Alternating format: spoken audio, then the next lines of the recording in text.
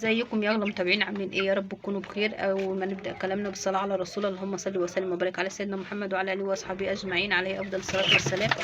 السلام عليكم ورحمه الله وبركاته. النهارده معانا الكتكوت 16 يوم، ما شاء الله اللهم بارك. لا حول ولا قوه الا بالله العلي العظيم.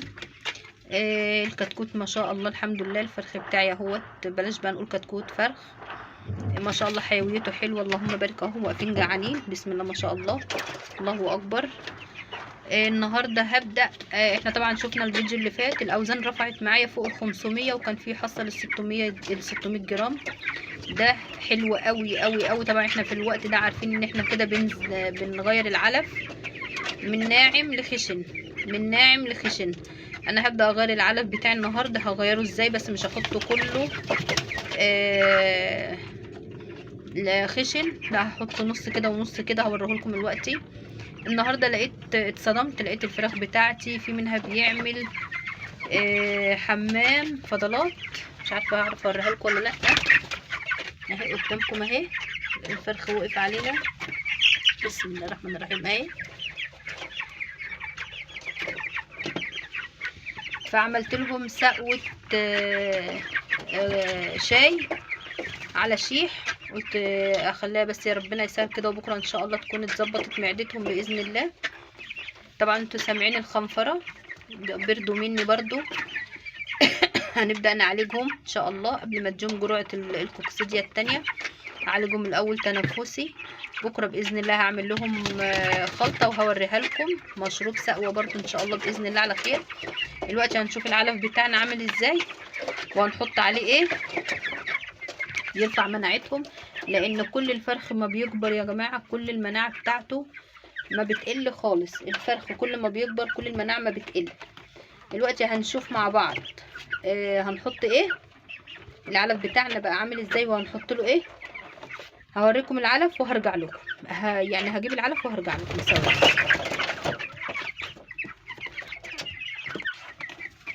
هنا فرشت لهم طبقه جبنه اهو، عشان برضو تدفيهم كويس وما تعملش رطوبه تحتيهم، ما تعملش ريحه امونيا بالفرخ عشان التنفس عندهم.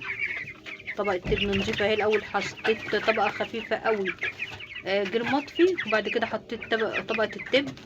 ويا ريت واحنا بنحط الطبقات دي يا جماعه نخلي بالنا كويس قوي قوي قوي من يعني نخلي ايدينا واطيه لتحت خالص، عشان خاطر ايه التنفس عنده. ما نرفعش ايدينا لفوق عشان ما تعملش عفره وتتعب تنفسهم زياده. لان انا عندي كده هم دخلهم برد، وربنا يسترها، ربنا يسترها. انا هوريكم دلوقتي العلف اهو، واخدين بالكم هنا العلف اهو خشن على ناعم. انا مش عارفه هو باين في الكاميرا ولا لا، اهو خشن على ناعم اهو، اهو ظاهر معانا اهو. انا مش جايبه خشن كله، هحط بس النهارده كده خشن على ناعم، وربنا يسهل ممكن بكره ايه اجيب الخشن بس. هنا العلف هحط عليه ايه، علف هحط عليه كمون، بسم الله الرحمن الرحيم، ودي كزبره، لا حول ولا قوه الا بالله العلي العظيم. ودي حبه البركه اهي، بيموتوا في اللون الاسود ده بتاع حبه البركه، ما شاء الله اللهم بارك.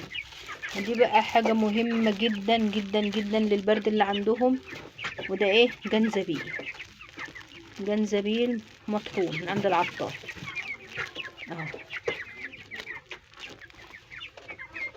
الخلطه بتاعتنا اهي، حبه البركه، جنزبيل، كزبره، كمون.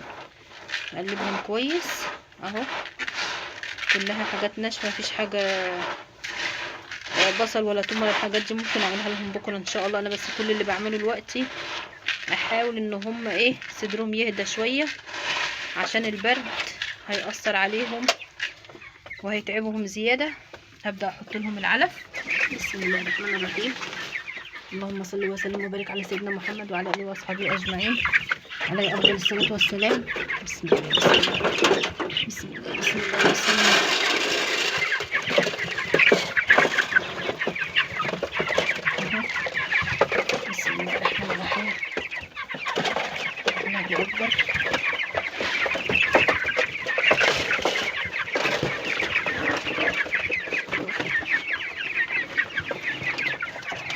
بسم الله ما شاء الله، الله اكبر، اللهم بارك.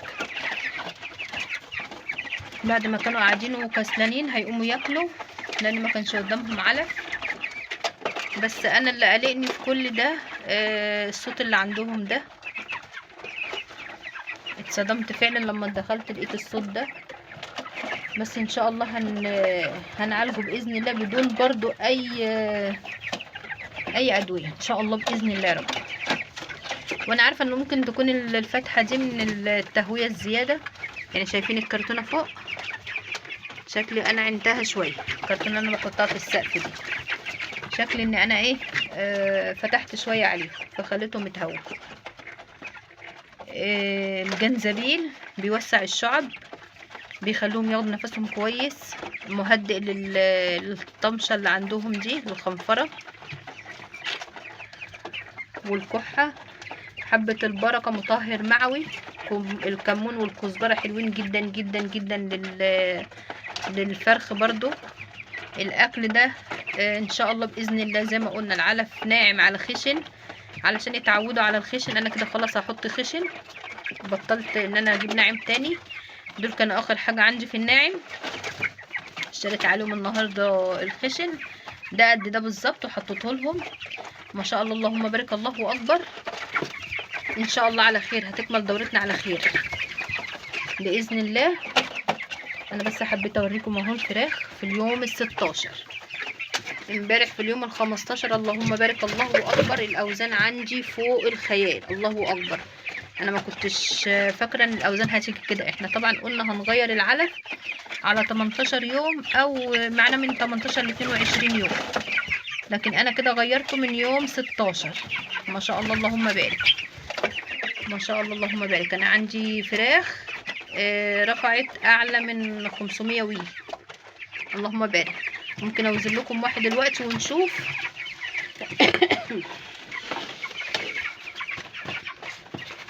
عشان برضو تتأكدوا انكم انتوا هتغيروا العلف امتى. بسم الله الرحمن الرحيم.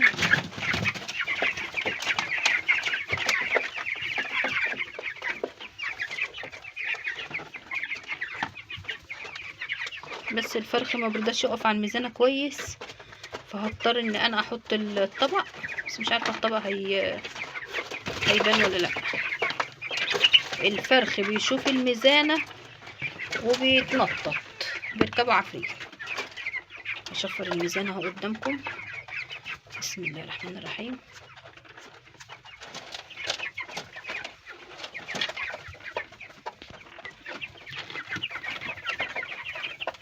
تعالى انت. بسم الله، الله اكبر، الله اكبر، الله اكبر، الله اكبر. اللهم صل وسلم وبارك على سيدنا محمد وعلى اله واصحابه اجمعين. كام اهو؟ 600 الا 8 جرام. معانا هنا 592. اللهم بارك، الله اكبر، الله اكبر. ما شاء الله، ما شاء الله، ما شاء الله. بس بس بس بس بس بس بس, بس.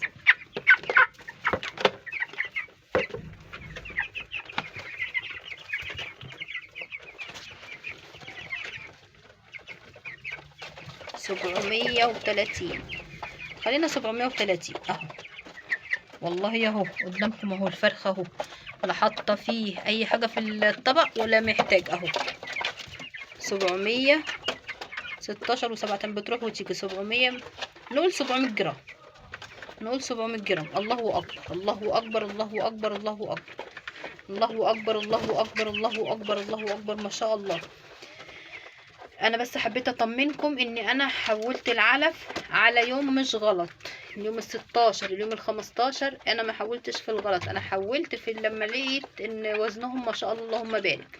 انا بس اللي قلقانه منه دلوقتي ان هم في خنفر، دي اللي قلقاني. باذن الله الكحه دي كده هحاول بكره ان احنا ان شاء الله باذن الله نظبطها. هما كده قاعدين اهمت، لان انا ظبطت الفرشه والدنيا تمام. في اهو فضلات اهي، يعني هو مش كله، هو في كام فرخ كده بس اللي فضلاتهم ايه مش قلقاني سنه، يعني حاجه بسيطه. فانا عملت السقوه دي ان شاء الله باذن الله وربنا يسهل. وان شاء الله يا رب كده بكره هنقول هنعمل مع بعض سقوة ايه ان شاء الله، ونعملها مع بعض. واقول لكم شكرا جدا ليكم، والسلام عليكم ورحمة الله وبركاته. اللهم صل وسلم وبارك على سيدنا محمد وعلى اله واصحابه اجمعين. مع السلامة يا اعز المتابعين، شكرا جدا ليكم.